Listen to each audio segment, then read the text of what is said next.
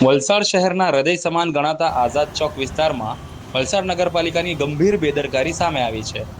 ગાંધી લાઇબ્રેરીની બિલકુલ સામે લગભગ 20 થી 25 દિવસ પહેલા પાણીની પાઇપલાઇનના લીકેજને રિપેર કરવા માટે નગરપાલિકા દ્વારા રસ્તા પર ખાડો ખોદવામાં આવ્યો હતો.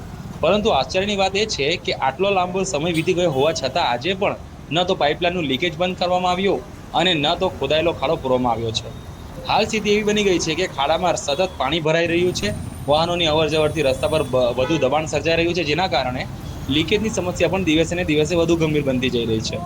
સૌથી ચોંકાવનારી વાત તો એ છે કે વલસાડ નગરપાલિકાના ચીફ ઓફિસર પણ રોજ આ જ રસ્તેથી પસાર થતા હોવાની ચર્ચા છે. છતાં શહેરના સૌથી વ્યસ્ત વિસ્તારમાં છેલ્લા 20 થી 25 દિવસથી ખુલ્લો પડેલો આ ખાડો તેમની નજરમાં કેમ આવ્યો નથી તે પ્રશ્ન હવે સ્થાનિક લોકો ઉઠાવી રહ્યા છે. સ્થાનિક નાગરિકોના જણાવ્યા અનુસાર આ ખાડાના કારણે ટ્રાફિકની સમસ્યા સર્જાઈ રહી છે. ખાડામાં ભરાયેલા પાણીથી મચ્છરોનો ઉદ્ભવ વધવાની સાથે રોગચાળો ફેલાવાનો પણ ભય ઊભો થાય છે.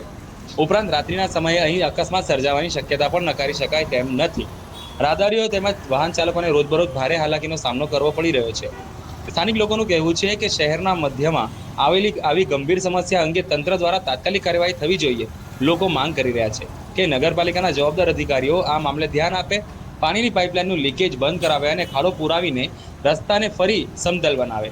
સ્થાનિક રહીશોએ ચેતવણી પણ આપી છે કે જો આગામી 2 થી 3 દિવસમાં કોઈ કામગીરી શરૂ નહીં થાય તો તેઓ નગરપાલિકા કચેરી ખાતે વિરોધ પ્રદર્શન અથવા ઘેરાવ જેવા કાર્યક્રમો કરવા મજબૂર બનશે.